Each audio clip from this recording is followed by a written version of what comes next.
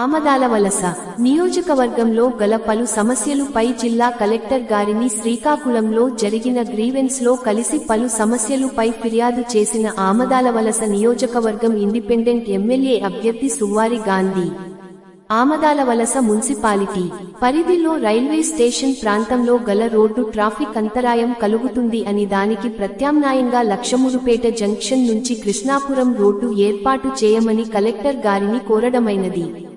పొందూరు మండల కేంద్రంలో గల అయ్యప్పస్వామి గుడి వద్ద గల ప్రధాన రహదారి నుంచి జగనన్న కాలనీ వరకు రోడ్లు నిర్మాణం చేపట్టవలసినది కోరడమైనది.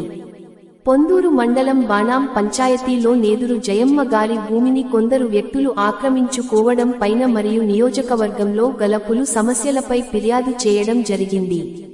ఈయనతో పాటు బాణాం సర్పంచ్ రాంబాబు, ఎక్స్ సర్పంచ్ పెద్దింటి రవి, పెద్దింటి విష్ణు, తవిటిరెడ్డి, సూరకిరణ్, పోతురాజు సూర్యారావు, విజయ్, ధర్మ తదితరులు పాల్గొన్నారు.